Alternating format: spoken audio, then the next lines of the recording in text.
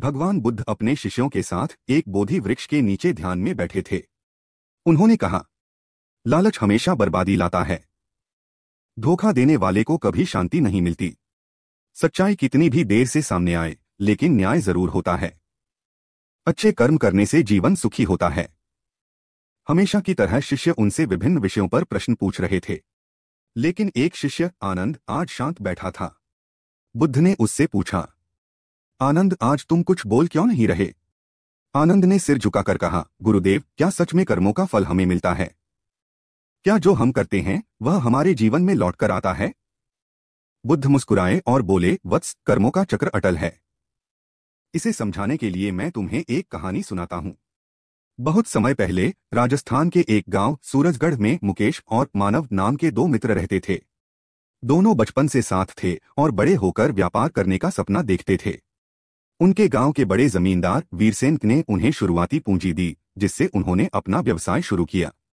शुरू में व्यापार में कठिनाइयां आईं, लेकिन मेहनत और ईमानदारी से वे सफल हुए। कुछ सालों में उनका व्यापार गांव से शहर तक फैल गया और उन्होंने एक बड़ा आलीशान होटल खोला। अब उनके पास दौलत, मान सम्मान और ऐशो आराम की कोई कमी नहीं थी। समय के साथ मानव के मन में लालच आ गया। उसने सोचा, यदि मुकेश को रास्ते से हटा दूं तो पूरा व्यापार मेरा हो जाएगा। उधर मुकेश निस्वार्थ भाव से काम कर रहा था। वह अपनी आमदनी का कुछ हिस्सा वीरसेन को वापस भेज रहा था, ताकि उसकी मदद का कर्ज उतार सके। तारा, जो होटल में काम करने वाली एक समझदार और ईमानदार युवती थी, वह मुकेश को पसंद करती थी क्योंकि वह दयालु था। लेकिन तारा को मानव की नीयत पर संदेह होने लगा।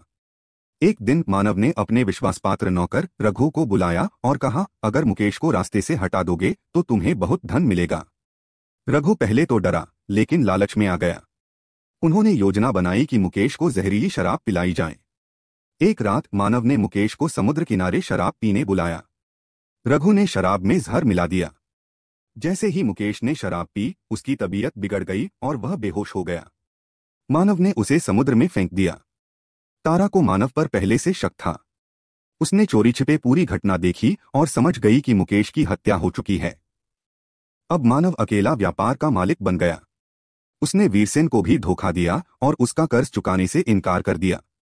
धीरे धीरे उसने गांव में कई जमीनें खरीदी और खुद को सबसे बड़ा जमींदार बना लिया। कुछ साल बाद मानव ने विवाह किया और उसे एक पुत्र रत्न हुआ, यशवीर। यशवीर बहुत होशियार और तेजस्वी था। मानव उसे विदेश में पढ़ाने के लिए भेजना चाहता था। इसी बीच तारा ने वीरसेन को पूरी सच्चाई बता दी। वीरसेन ने कसम खाई कि वह न्याय करेगा। उसने तारा को गोद लेकर अपनी बेटी बना लिया। मानव को अपने कर्मों की सजा तब मिली जब यशवीर अचानक बीमार पड़ गया। उसने इलाज के लिए अपनी पूरी संपत्ति दांव पर लगा दी, लेकिन उसका पुत्र ठीक नहीं हुआ। अब मानव के पास कुछ नहीं बचा। सारी नींद बिक गई, व्यापार डूब गया और वह कर्ज में डूब गया। एक दिन जब मानव अपने बीमार पुत्र से मिलने पहुंचा तो यशवीर ने उसकी आंखों में देखा और कहा, पिता, क्या आपको याद है? आपने अपने सबसे प्रिय मित्र को धोखा दिया था। मैं वही मुकेश हूं जिसने तुम पर विश्वास किया था, लेकिन तुमने मुझे मार दिया। अब मेरा यह जीवन तुम्हारे कर्मों का हिसाब पूरा करने आया था। इतना कहकर यशवीर ने प्राण त्याग दिए। तारा और वीरसेन ने मानव को कोर्ट में घसीटा और उसकी सारी संपत्ति जब्त कर ली गई। अब वह एक भिखारी बन चुका था। मानव गली में यहां से वहां घूमता रहता। अंततः वह पागल हो गया और अपना जीवन समाप्त कर लिया। बुद्ध ने आनंद की ओर देखा और कहा, बेटा, यही कर्म का नियम है। जो भी हम करते हैं वह लौटकर हमारे पास आता है। इसलिए सदा अच्छे कर्म करो, क्योंकि कर्मों से कोई नहीं बच सकता। आनंद ने सिर झुका लिया। उसे अपने उत्तर मिल चुके थे।